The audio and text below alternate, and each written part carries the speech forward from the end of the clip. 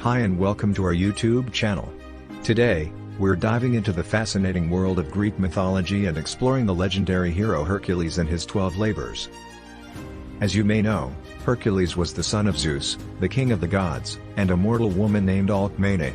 Though he was born a demigod, he possessed superhuman strength and bravery. Hercules is perhaps most famous for his 12 labors, which were a series of difficult tasks that he had to complete as atonement for a terrible crime he committed in a fit of madness.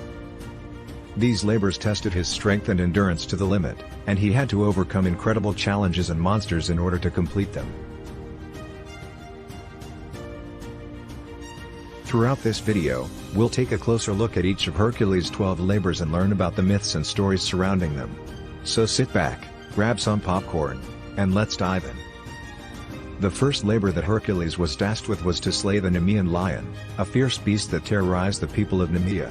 The lion's skin was impenetrable by any weapon, so Hercules knew he had to come up with a clever plan. He decided to use his incredible strength to strangle the lion, and after a long and grueling battle, he finally succeeded in killing the beast.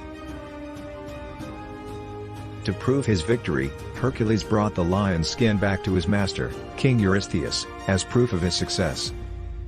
The second labor of Hercules was to slay the Lernaean hydra, a monstrous serpent with 9 heads, one of which was immortal. This task was particularly difficult, as every time one of the hydra's heads was cut off, 2 more would grow in its place. Hercules knew he needed to come up with a creative solution to defeat the hydra. With the help of his nephew, Iolaus, he decided to cauterize the stump of each severed head with a burning brand to prevent new heads from growing. Despite the hydra's formidable powers, Hercules was able to slay the beast, using his incredible strength and quick thinking. As with his first labor, he brought the hydra's carcass back to King Eurystheus as proof of his victory.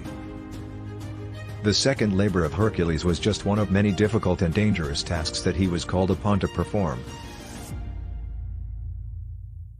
The third labor of Hercules was to capture the Erymanthian boar, a fierce and wild beast that terrorized the people of Erymanthus. Hercules knew that he would need to be careful and strategic in order to capture the boar, as it was known for its great strength and ferocity. He decided to set up a trap, using food to lure the boar into a pen where it could be easily captured. Despite the boar's best efforts to escape, Hercules was able to successfully capture it and bring it back to King Eurystheus as proof of his victory. The fourth labor of Hercules was to capture the Cretan bull, a fierce and wild beast that had been sent by the sea god, Poseidon, to terrorize the island of Crete. Hercules knew that capturing the Cretan bull would not be an easy task. He decided to use his incredible strength and athleticism to chase the bull down and eventually capture it by lassoing it with a rope. After a long and grueling pursuit, Hercules was able to successfully capture the Cretan bull and bring it back to King Eurystheus as proof of his victory. The fifth labor of Hercules was to clean the Augean stables in one day. The stables, which belonged to King Augeas of Elis, housed his enormous herd of cattle and had not been cleaned in over 30 years. As a result, they were filled with an unimaginable amount of dung and filth. Hercules knew that cleaning the stables in a single day would be a monumental task, but he was determined to complete it.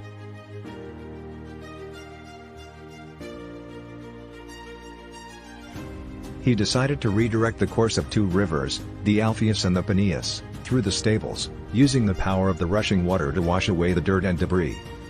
Despite the monumental scale of the task, Hercules was able to successfully clean the stables in a single day, much to the amazement of King Augeas and the people of Elis. He brought back evidence of the clean stables to King Eurystheus as proof of his victory. The sixth labor of Hercules was to slay the Stymphalian birds, a group of man-eating birds that lived in the swampy region of Stymphalis. Hercules knew that simply attacking the birds with his weapons would not be effective, as they had metallic feathers that made them impervious to harm. He decided to use his cunning and resourcefulness to come up with a different plan. Using a set of bronze castanets given to him by the goddess Athena, Hercules was able to startle the birds, causing them to take flight. As they flew into the air, he shot them down with his arrows, killing them one by one. Despite the formidable powers of the Stymphalian birds, Hercules was able to defeat them and bring back their carcasses as proof of his victory. The seventh labor of Hercules was to capture the Cretan bull, a task that he had already completed as his fourth labor. However, according to some versions of the myth, the Cretan bull was later set loose again and had to be recaptured by Hercules as part of his seventh labor. In order to capture the bull for a second time, Hercules once again used his incredible strength and athleticism to chase the beast down and eventually capture it by lassoing it with a rope. After a long and grueling pursuit, Hercules was able to successfully capture the Cretan bull and bring it back to King Eurystheus as proof of his victory. The eighth labor of Hercules was to capture the mares of Diomedes, a group of wild and ferocious horses that were the offspring of the monster mare of Diomedes. Hercules knew that capturing the mares of Diomedes would be a difficult task, as they were known for their great strength and ferocity. He decided to use his incredible strength and bravery to overcome them. When Hercules arrived at the stables where the mares were kept, he found them guarded by the ferocious four-headed dog, Orthrus. Despite the danger, Hercules was able to defeat Orthrus and capture the mares, bringing them back to King Eurystheus as proof of his victory.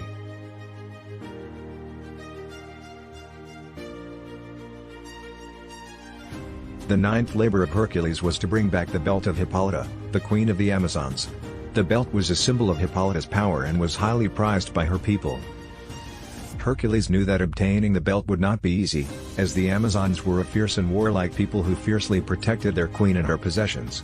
Nevertheless, he decided to embark on the quest to bring back the belt. When Hercules arrived in the land of the Amazons, he found that Hippolyta was willing to give him the belt as a gift. However, a misunderstanding arose, and the Amazons believed that Hercules was trying to steal the belt. A fierce battle ensued, but in the end, Hercules was able to bring back the belt as proof of his victory. The 10th labor of Hercules was to bring back the cattle of Geryon, a monstrous three-headed beast who lived on the island of Erythea. The cattle were known for their golden hooves and were highly prized for their beauty and value.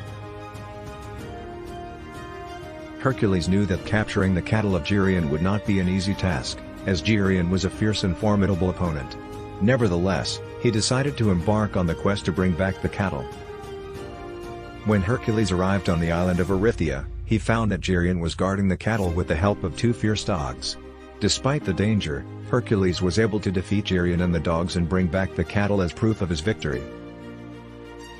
The 11th labor of Hercules was to bring back the apples of the Hesperides, a group of golden apples that were guarded by a serpent called Ladon.